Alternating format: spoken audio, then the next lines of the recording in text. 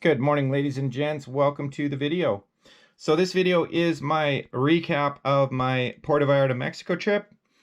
So we're going to go through all the finds, as well as I'm going to give you a few tips for metal detecting in Mexico. I get lots of questions about where to go and that kind of stuff. So I will give you my opinion, and I'll show you some cool stuff on the computer that might help you. And yeah, so hopefully you can have a great trip too. Wow, look at this haul. This is the total here. I think, what do we get? 1, 2, 3, 4, 5, 6, 7, 8, 9 rings. That's awesome. This is a week, by the way, and I figured I had somewhere between 40 and 50 hours of hunting in here for the whole week. So I did more hunting in Puerto Vallarta than I've done in any other place in Mexico. So I will let you know towards the end of the video which place I would recommend going to hunt. So let's get on to the wrap up here. Where do we even start? We also got, I think, 7 bracelets. That's phenomenal. Really good hunting. So yeah, so this is all the bling stuff down here. Not too exciting. Little pendants. This is that thing that was wrapped around that stick if you watched the video. I have no idea why. I still think it had something to do with fishing. Maybe to add some luck to your fishing. I don't know. Got a pair of earrings while we were down there. That was pretty cool. Some nice sea glass. Cool shell. That is a blinger bracelet there.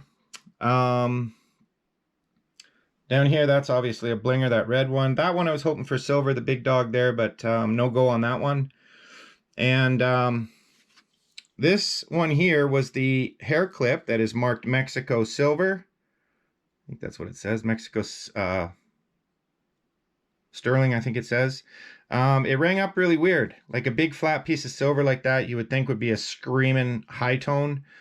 That wasn't the case, but I did test it. Everything on this table has been acid tested. So we know the deal there, and that is silver. That is a huge chunk of silver on that hair clip, so that's pretty cool find. We'll leave the gold for last. So yeah, those are all blingers there. Bling rings.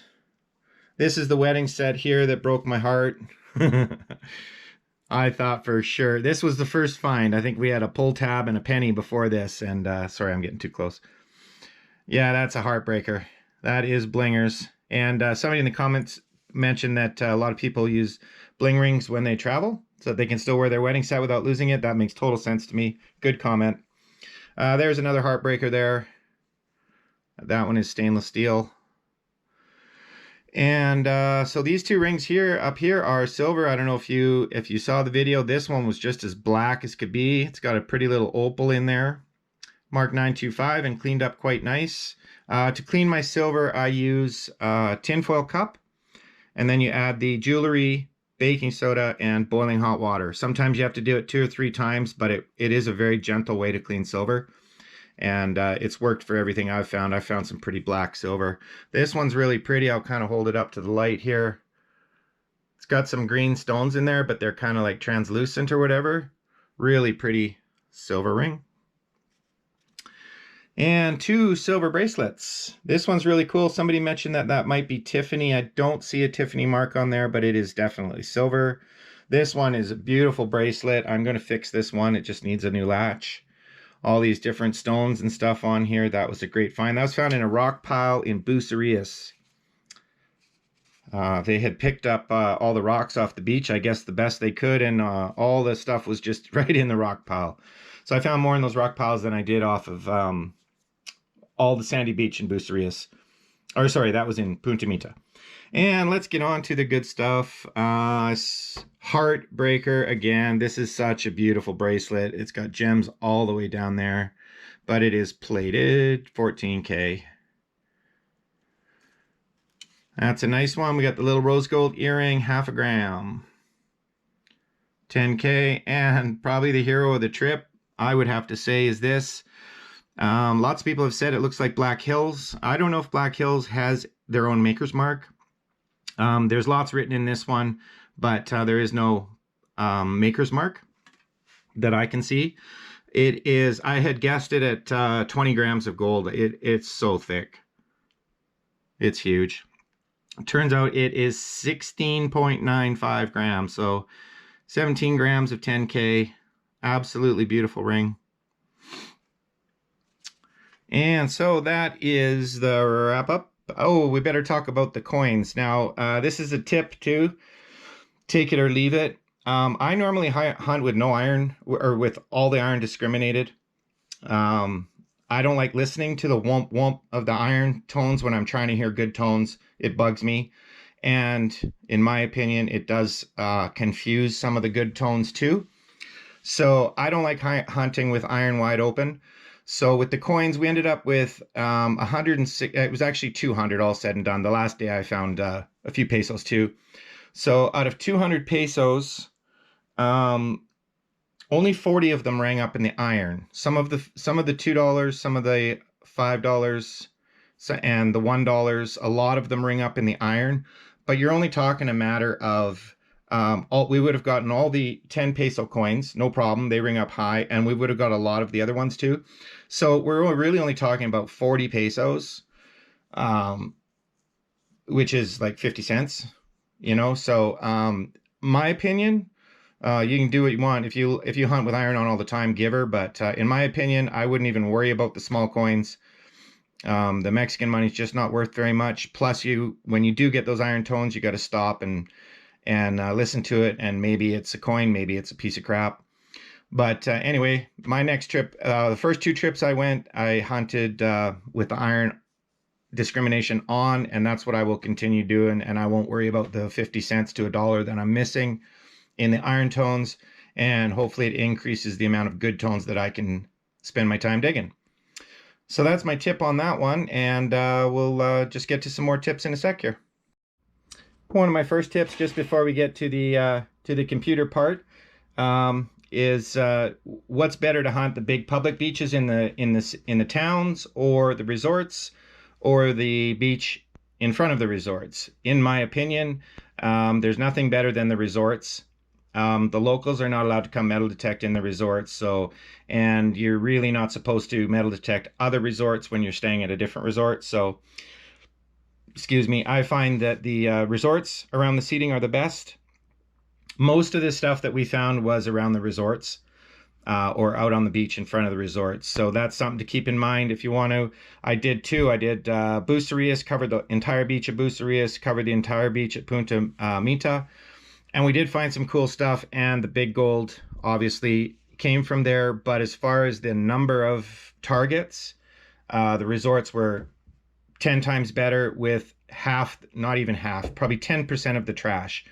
So when you go into the big towns, like let's say you're in Cancun or whatever, if you're in the actual town where the huge beaches are, there's so much trash. It's really hard to wade through it. So my opinion is the private resorts are the best, and the beach is right in front of them. And I'm not even going to talk about water hunting, because I didn't find a single thing in the water. I probably spent about 6 hours total water hunting, and I don't know, it just seemed so sanded in to me. I couldn't get any targets, no junk, no nothing. So basically only the little ridge on the shoreline is the only place I was finding targets, and they were mostly pull tabs. So yeah, that's where I'd hunt.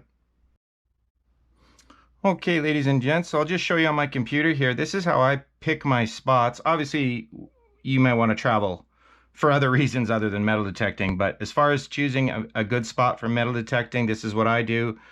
I'm sure you know about Google Maps, but this is how I do it. So this is Puerto Vallarta here, or a coastline of Puerto Vallarta. So what I look for is big stretches of beach like that, obviously.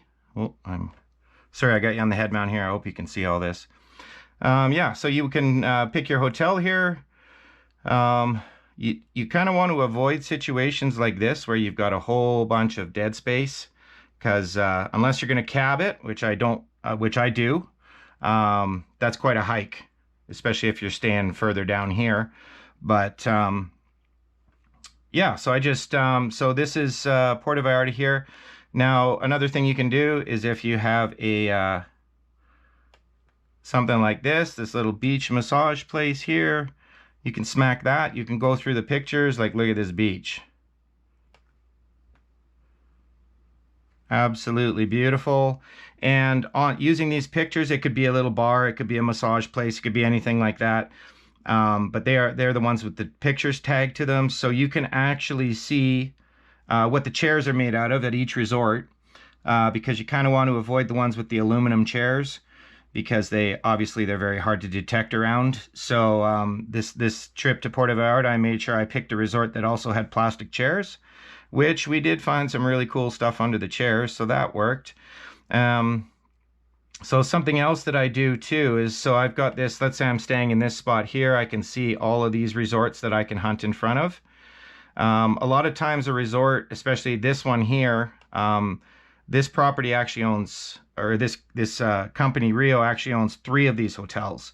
So if you pay for one, a lot of times you can use the beaches at the other ones, which means you can go inside the ropes and actually hunt around the chairs and stuff in the beaches, as long as you have the Rio armband on. So that's a good tip. There is other places like, I don't know, Hilton and stuff like that, where they have several resorts. So that'll allow you to do that. And the other thing that I look for too, I find even with this much beach, I usually kill this in a couple of days. I completely grid it all the way down. So then you're on day 2 and you're running out of places to hunt. So then I'll write down a few names of some, like I'll go further down here. Here's a good section down here. I'll expand it and I'll find out this road right here where I can take a cab to, because you can't usually get through the resorts. So I'll just find a little beach access, and that's where I take my cab to. So it's only going to be like a $10 cab ride from the resort, and I get all of this beach now to also explore. So it really opens up your options. I did the same thing actually down here. Bucerias is just down here, so I cabbed it all the way down to Bucerias. I also cabbed Punta Mita, which was a bit of a mistake. It turned out to be a long ride. But and this is something notable too about Puerto Vallarta itself. It has so much beach and clean beach, right? Like Cabo, you've got sections that are really pretty in front of some resorts, but a lot of the beach it's either tore out by those huge waves, or it's just not wide enough to hunt. And then yeah, so it limits your choices. But as far as Puerto Vallarta goes, I haven't been everywhere in Mexico, obviously, but I have never been anywhere with more pretty beach shoreline than Puerto Vallarta. And this is just such a small part of it. When you get into where the airport is, like in here, there's all huge hotels along here. You can see them when you're flying in and out. So yeah, so that's pretty good way to find your spot. All right, ladies and gents, this tip has nothing to do with metal detecting, but I think it's a good tip. So these cups here, we take these with us when we go. I guess you could buy them down there, but they are so nice to have in the resorts. Like if you get a margarita or something from the bar in the resort, it's literally melted in 2 minutes. And then you're just drinking the straight syrup. So, and even if you don't drink alcohol, these are really nice to have, because you could put ice water in it if you're going on an excursion. You can get your morning specialty coffee made in that. The buffet's open all day, so if you like healthy drinks, green drinks, or juice or whatever, you can fill up the cup any time of day. Top travel tip there. Handle is important too if you're traveling with more than one people, because you can go get around and carry all of them. Just a little tip too about paying for stuff down there. I highly recommend you pay in pesos. You will save money. The American dollar is super strong right now, so what we found was they were very leery about taking American money, because they didn't know how high the exchange rate was. So they're worried about losing money, so they just straight up charge you more right out of the chute.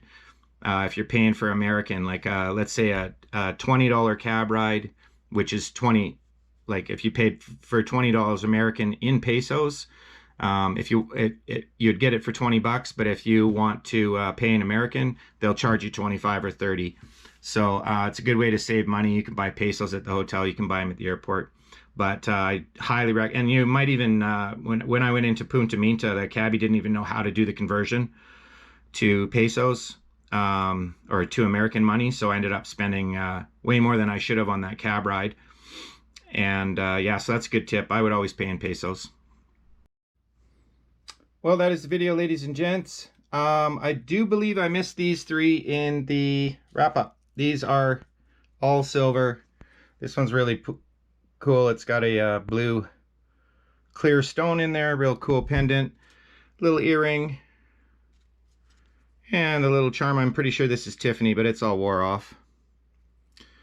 So those are the 3 I missed. All right, well, that is the video. My apologies for the short video this week. I got COVID when I got back from Mexico, so I've been down for a week. So there will be a new hunt next week, and my offer still stands. I appreciate everybody who's been buying stuff from Canadian Treasure Seekers. If you need any help choosing a product from them, you are more than welcome to send me an email, as well as if you have any more questions about Mexico, more than happy to answer them.